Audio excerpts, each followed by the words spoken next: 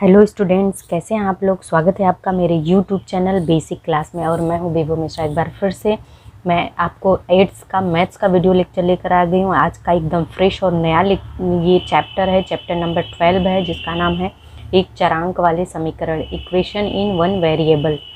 ये जो है आज इस लेसन का पहला चैप्टर है, बहुत ही इंपॉर्टेंट लेसन है। आपने इसके बारे में थोड़ा सा पिछली क्लास यानी कि 7वीं क्लास में आपने पढ़ा है। अब हम आज इन संक्रियाओं को, इससे संबंधित सभी संक्रियाओं को, समीकरणों को और आगे डिटेल में पढ़ेंगे। और आपके इससे जो इस लेसन में एग्जांपल्स दिए हुए हैं, जो प्रैक्टिस सेट में प्रॉब्लम्स दिए हैं, सारे मैं सॉल्व करने वाली हूँ आज। तो वीडियो को प्लीज़ लास्ट तक जरूर देखिए। लाइक शेयर सब्सक्राइब करना तो बिल्कुल भी मत भूलिए, क्योंकि बहुत ही इंपॉर्टेंट मज़ेदार लेसन है। समझ में आएगा तो बहुत ही इंजॉय करेंगे आप। तो ये बहुत ही सिंपल है, वैसे ऐसा कुछ है नहीं कि जो समझ में ना आए, लेकिन फिर भी मैं आपको रिक्वेस्ट करूंगी कि वीडियो को लास्ट तक जरूर देखिए। तो इसमें एक चर और अचर के बारे में मैंने एक वीडियो में आपको बताया है। चर मतलब वो होते हैं जो नंबर्स होते हैं, जैसे अचर पद वो होते हैं जैसे 1 2 3 4 जितने नंबर्स होते हैं, और चर पद मतलब x y z p q r ये सब होते हैं, वो चर होते हैं। अब यहाँ पे एक चरांक वाले समीकरण में हमें करना क्या है कि हमारे सामने समीकरण रहेगा, उस समीकरण का ऐसा मान निकालना है कि जो दोनों पक्षों में रखने पर उस समीकरण का हल प्राप्त हो, समान प्राप्त हो, पक्ष में रखने पर समान मान प्राप्त हो। यानी कि समीकरण का जो हल है वही हमें खोजना है। और समीकरण में अगर दोनों पक्षों में समान हुआ तो समीकरण सही है, उसका गुणधर्म सब सही है, और हमने आसान समीकरण बनाकर समीकरण को हल कर लिया। बस यही है, इसमें जोड़ होता है, घटाना होता है, गुणा होता है, भाग होता है, सारी चीज़ें होती रहती हैं। तो ध्यान से बस वीडियो को आप देखिए और लास्ट तक देखिए, इट्स माय रिक्वेस्ट। तो मैं हूँ बेबो मिश्रा। चलिए स्टार्ट करते हैं आपका ये फ्रेश एकदम से नया लेसन। तो ये है हमारा बुक, और बुक में जो प्रॉब्लम दिया हुआ है पहले वो देख लेते हैं। बुक में ये दिया हुआ है प्रॉब्लम आपके सामने है। यहाँ पे पिछली कक्षा में मैंने बच्चों को पढ़ाते समय यहाँ पे फिल किया है कि निम्नलिखित समीकरण हल करके खाली चौखटे पूर्ण कीजिए। तो यहाँ पे दिया हुआ है x + 4 = 9। तो यहाँ पे हमें क्या करना है, x का मान हमें पता नहीं है, ये क्या होता है, चर होता है, और ये 4 और 9 जो नंबर्स होते हैं वो अचर पद होते हैं। अब हमें x का मान ज्ञात करना है, लेकिन हम कैसे ज्ञात करेंगे। देखिए ये यहाँ +4 है, तो दोनों पक्षों में से क्या करेंगे, -4 कर देंगे। इधर से भी -4 करेंगे, इधर से भी -4 करेंगे। ठीक है, तो यहाँ पे x + 4 तो ऑलरेडी दिया है, -4 बॉक्स में दे देंगे, और फिर 9 इस पक्ष में भी -4 कर दिया। अब क्या आ गया, तो ये 4 में से 4 चला गया तो कुछ नहीं बचा, तो केवल x बचेगा इधर। तो x बराबर क्या हो जाएगा, 9 में से 4 गया 5, ये इसका आंसर हो जाएगा। इसी तरह दूसरा उदाहरण दिया हुआ है, इधर देख लेते हैं। दूसरे उदाहरण में दिया है कि x - 2 = 7। तो ये -2 है, तो दोनों पक्षों में +2 कर देंगे। तो x - 2 + 2 और फिर 7 + 2, तो ये -2 + 2 से कैंसिल हो जाएगा, मतलब -2 में से 2 गया तो जो कुछ नहीं बचेगा। तो x बचा यहाँ पर, और 7 में 2 और डाल दिया तो 7 2 9 हो गया। ठीक है, ये x का मान प्राप्त हो गया। अब हमें आगे देखना है, x = 9 ये प्राप्त हो गया। ये तीसरा एग्जाम्पल दिया है, x/3 और बराबर 4। अब यहाँ पे प्लस की संक्रिया दी हुई थी, यहाँ पे माइनस की संक्रिया दी हुई है। अब ये x/3 = 4 के मतलब कि ये भाग में है, 3 क्या है, बटे 3 का मतलब क्या, भाग की संक्रिया में है। तो हम क्या करेंगे, दोनों पक्षों में 3 का गुणा कर देंगे। जो चीज रहती है उसका जस्ट अपोजिट करते हैं। जैसे ये +4 था तो -4 कर दिए, ये -2 था तो +2 कर दिए दोनों पक्षों में। यहाँ पे भागे 3 है, x भागे 3 है, तो x दोनों पक्षों में 3 से गुणा कर देंगे। तो x/3 है तो गुणे 3 और 4 × 3, तो ये क्या होगा, 3 से कैंसिल हो जाएगा, तो बचेगा क्या, x बचेगा।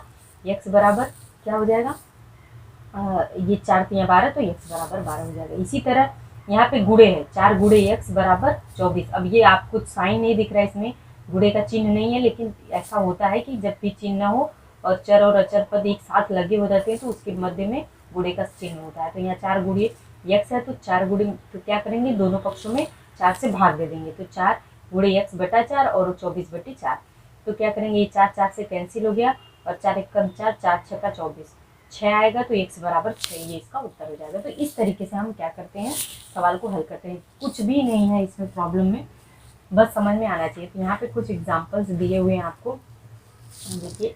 आज मैं एग्जांपल्स को ही बताऊंगी इस जो है लेक्चर में। 5-6 जो एग्जाम्पल है वो समझाऊंगी, उसके बाद प्रैक्टिस से स्टार्ट होगा हमारा। समझ में आना चाहिए आप लोगों को, वो बहुत इंपॉर्टेंट है। कोई भी डाउट होता है, कोई भी प्रॉब्लम होती है तो कमेंट बॉक्स में लिखिए, मैसेज कीजिए, जो भी आप जैसे भी मुझसे संपर्क कर सकते हैं कीजिए, मैं आपको फिर से बता दूंगी। तो चलिए देखिए पहला एग्जाम्पल क्या दिया हुआ है। एग्जाम्पल जो दिया हुआ है मैं यहाँ पे लिखती हूँ और उसके बाद आपको समझाती हूँ, ठीक है। तो एग्जाम्पल नंबर 1, पहला एग्जाम्पल दिया हुआ है कि 2 ब्रैकेट में x माइनस 3 बराबर 3/5, फिर ब्रैकेट में x प्लस 4। देखिए अब हमें पहचाना, इसमें क्या है, 2-3 पद हैं, इन सभी पदों को पहचान के उसके बाद लिखना है। तो पहला क्या दिया है कि ये क्या है, भागे 5 है, दोनों पक्ष देखना है। ये भागे 5 है तो क्या करेंगे, दोनों पक्षों में 5 से गुणा कर देंगे, ठीक है। तो लिखेंगे यहाँ पर दोनों पक्षों में 5 से गुणा करने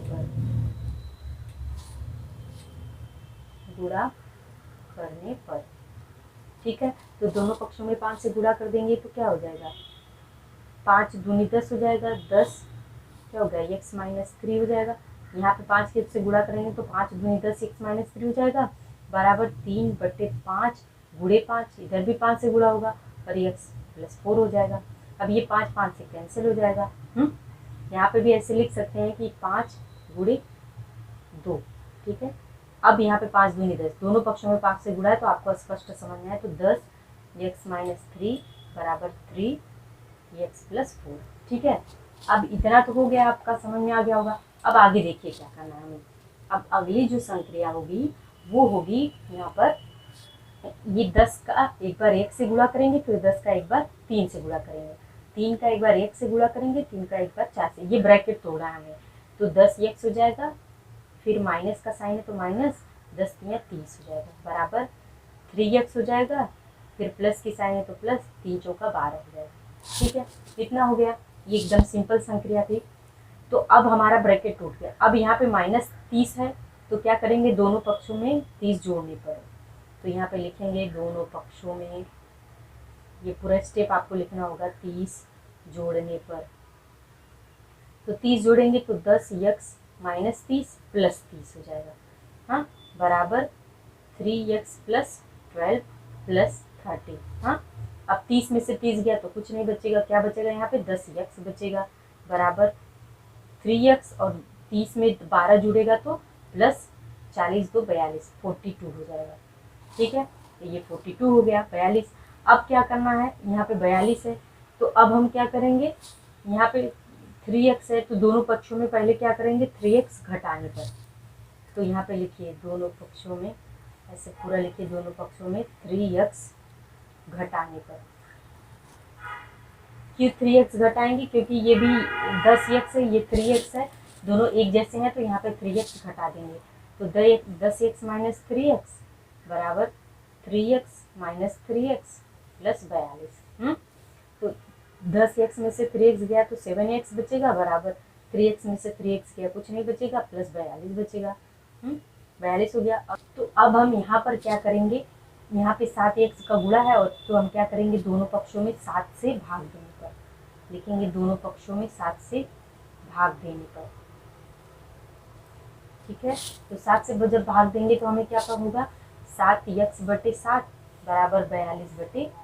तो 7 से कैंसिल होगा, 7 छक्का 42, तो x बराबर 6 बचा, x बराबर 6, यही हमारा क्या हो जाएगा, आंसर हो जाएगा। ये 6 हमें जांच करनी है, तो हम क्या करेंगे, जहाँ जहाँ इस सवाल में x दिया हुआ है 6 लिखेंगे और गुणा भाग करेंगे तो हमें जो है, जो इधर का जितना मान आएगा उतना ही मान इधर का भी आएगा। इसका मतलब तब हमारा सवाल ये सही है। तो इस तरीके से हमारा ये पहला एग्जाम्पल सॉल्व हो गया, ठीक है। कोई डाउट हो, कोई प्रॉब्लम हो, परेशानी हो तो आप पूछ सकते हैं, पेज को साइड में रखेंगे। यहाँ पे देखिए दूसरा एग्जाम्पल दिया हुआ है। दूसरा एग्जाम्पल क्या दिया हुआ है, एग्जाम्पल नंबर 2 दिया हुआ है 9x माइनस 4, उसके बाद दिया हुआ है बराबर क्या है, 6x plus 29। 9x minus 4 6x plus 29। तो अब हम इसको कैसे लिखेंगे, अब यहाँ पे -4 है तो दोनों पक्षों में क्या करेंगे, हल जब करेंगे तो करेंगे दोनों पक्षों में 4 जोड़ने पर। क्यों, क्योंकि यहाँ पे -4 दिया है तो +4 करने लेंगे। तो दोनों पक्षों में 4 जोड़ने पर। ठीक है, मैं एक एक स्टेप आपको बता रही हूँ ताकि आपको चीज़ें अच्छे से समझ में आ जाए। ठीक है, इसलिए मैं बोलती हूँ कि वीडियो को लाइक शेयर और सब्सक्राइब क्या करिए, ज़रूर कीजिए। तो ये -4 है, ये +4 है, तो 4 4 से कट गया, मतलब 4 में से 4 जाएगा तो कुछ नहीं बचेगा। तो बचेगा क्या है, यहाँ 9x बचेगा बराबर 6x बचा, और 29 में 4 जोड़ देंगे तो कितना हो जाएगा, 29 में 4 जोड़ेंगे तो प्लस क्या हो जाएगा, 33 हो जाएगा। ठीक है, अब ये 9x है, ये 6x है, तो क्या करेंगे, दोनों पक्षों में से क्या करेंगे, 6x घटाने पर। तो लिखेंगे यहाँ पर, हर स्टेप को लिखना है, दोनों पक्षों से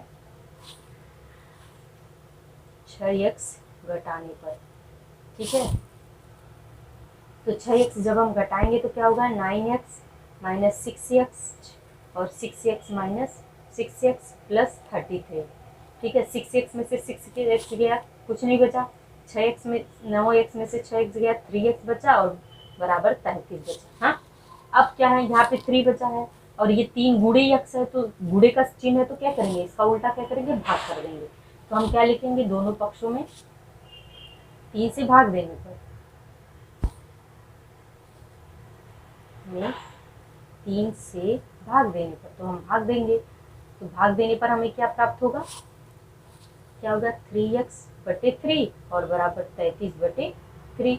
तो 3 3 से कैंसिल हो गया, तो x बचा बराबर 3 1 कब 3, 3 1 कब 3 मतलब 11, x बराबर 11। ठीक है, ये हमारा आंसर हो जाएगा। बहुत ही सिंपल है, समझ में आया तो मज़ा आएगा, नहीं समझ में आएगा तो आपको सजा ही लगेगा।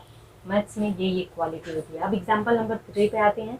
तीसरा एग्जाम्पल दिया हुआ है, क्या दिया हुआ है, 2/3 + 5a बराबर 4। अब ये मैं अपने शॉर्ट टर्म में लगाती हूँ, इसको कैसे लगाना है, यहाँ पे 2/3 दिया है, तो ये क्या करेंगे, यहाँ पे 4, यहाँ पे 2/3 में 3 दिया हुआ है, तो ये क्या है, भाग रूप पे है, तो दोनों पक्षों में 3 से क्या करेंगे, गुणा करेंगे।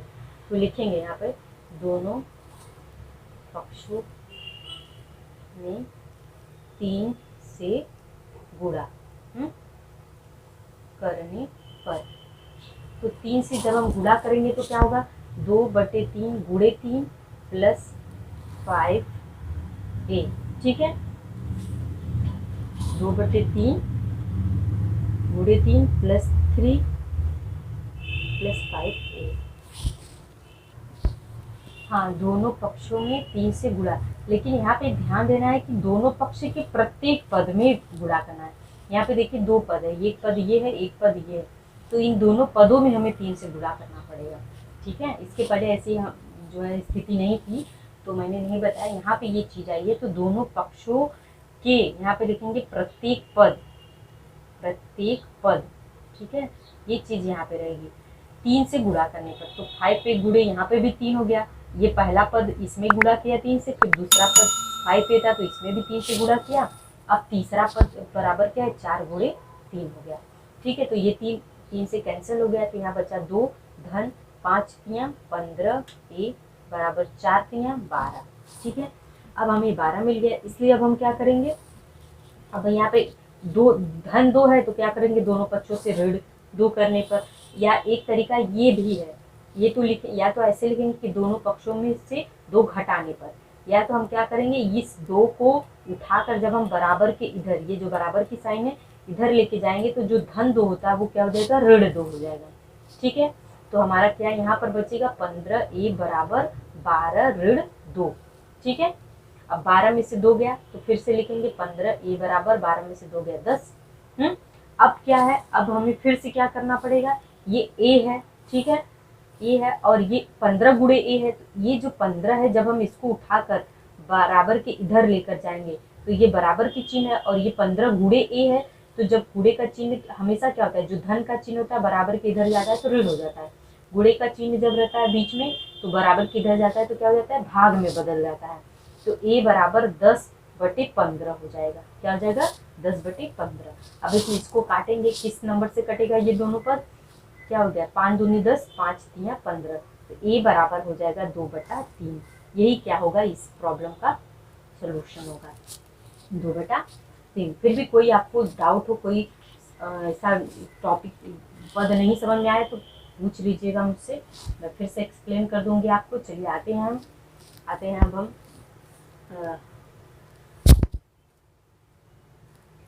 जो है चौथे एग्जाम्पल पर। तो एग्जाम्पल नंबर 4 है। 4 में क्या दिया हुआ है, यहाँ पे सामने आपके दिया है x - 7 अपॉन x - 2, इसको ब्रैकेट में कर देंगे बराबर 5/4। ठीक है, अब देखिए यहाँ पे क्या होता है, क्रॉस मल्टीप्लिकेशन होगा, ये बात आपको ध्यान में रखनी पड़ेगी। तो क्रॉस मल्टीप्लिकेशन में क्या होता है कि 4 का हम इससे पूरा गुणा कर देंगे और 5 का हम इससे पूरा आपस में कर देंगे। ठीक है, तो इसको हम जब सॉल्व करेंगे तो हल करते समय कैसे लिखेंगे वो देखना है। तो x - 7, ठीक है, इसका गुणा किससे हो रहा है, 4 से, तो यहाँ पे 4 गुणे x - 7 लिख देंगे। ठीक है, अब यहाँ पे बराबर की चिन्ह है तो बराबर लिखेंगे, फिर 5 गुणे x - 2 लिख देंगे, x - 2, इसको बोलते हैं क्रॉस मल्टीप्लिकेशन। ठीक है, अब क्या करेंगे, ब्रैकेट को तोड़ेंगे, तो इसका प्रत्येक पद में एक बार 4 का x से गुणा करेंगे, फिर एक बार 4 का -7 से गुणा करेंगे, वही यहाँ पर भी करेंगे, एक बार 5 का x से गुणा करेंगे, एक बार 5 का -2 से गुणा करेंगे। तो कैसे लिखेंगे, 4x - 4 सते 28 होता है तो 28 लिख देंगे, फिर बराबर है तो बराबर 5x, फिर माइनस का साइन है तो माइनस, 5 दूनी 10। ठीक है, अब फिर से यहाँ -28 है तो दोनों पक्षों में से 28 जोड़ने पर फिर जो आएगा, उसके बाद दोनों पक्षों में 10 ऋण 10 है तो 10 जोड़ने पर, इस तरीके से करेंगे तो लंबा होगा। अब हम शॉर्ट टर्म में करने जा रहे हैं, देखिए कैसे करते हैं। इसको क्या करेंगे हम, यहाँ पे जो 4x है, x ये भी है, इसमें भी x है, तो इसको एक तरफ ले लेंगे बराबर के, और ये जो अचर पद है उसको एक तरफ ले लेंगे। तो इसको लेते समय हमें क्या करना है, बस वो बात ध्यान में रखनी है। 4x है, अब ये 5x है, जब बराबर के इधर आएगा तो -5x हो जाएगा, क्योंकि यहाँ पे +5x है। ठीक है, फिर बराबर ये जो -28 है, जब बराबर के इधर जाएगा तो +28 हो जाएगा, और ये -10 हो जाएगा। ठीक है, तो ऐसे लिखेंगे -10 + 28। ठीक है, इतना ही है, लेकिन अब हम इसको सही तरीके से लिख लेते हैं। तो 4x - 5x बराबर 28 ऋण 10, क्या किया है मैंने, बस 28 को ऋण 10 में बदल दिया है। अब हमें क्या मिलेगा, 4x में से तो 5x घटेगा नहीं, तो 5x में से 4x गया, ज़्यादा में से कम घटाओ, ज़्यादा वाला चिन्ह लगाओ, तो -x बचेगा। ज़्यादा वाला चिन्ह 5 पे है तो -x बराबर कितना हो जाएगा, 28 में से 10 गया, कितना होगा, 18 होगा। कितना हो जाएगा, 18, यानी कि x बराबर ऋण 18, ऐसा हमें उत्तर प्राप्त होगा, आंसर होगा। ठीक है फ्रेंड, इस तरीके से भी हम सॉल्व कर सकते हैं। अब हम आते हैं इसी का लास्ट एग्जाम्पल नंबर 5। 5वां उदाहरण आपको हम बता देते हैं।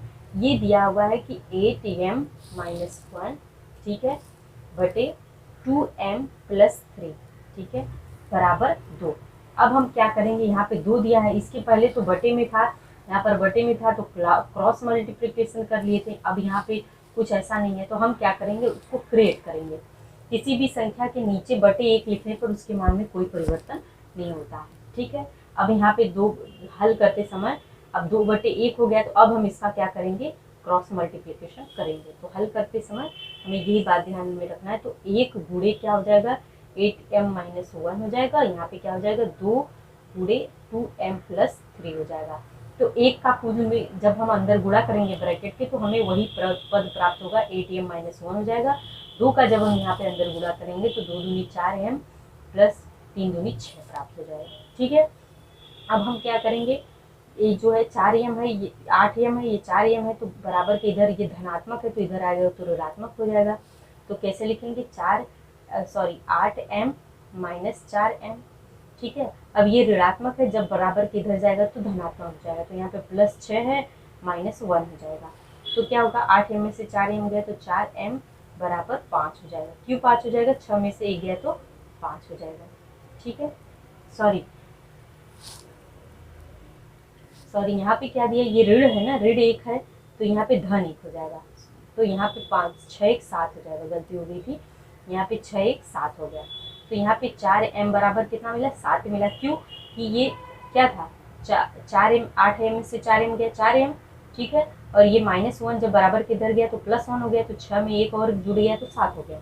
ठीक है, अब हमें क्या करना है, m बराबर ज्ञात करना है। तो m बराबर अब ये 4m है, जब बराबर के इधर जाएगा तो 7/4 हो जाएगा।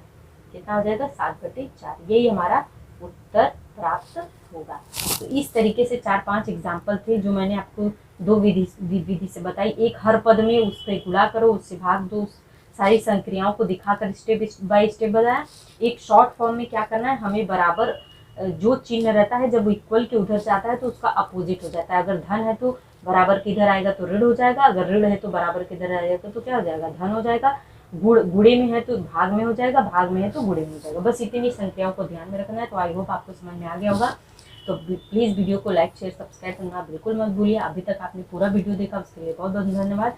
अब हम नेक्स्ट वीडियो में आपको प्रैक्टिस सेट 12.2 का पूरा प्रश्न संग्रह का प्रॉब्लम सॉल्व करेंगे। ठीक है फ्रेंड, तब तक के लिए बाय।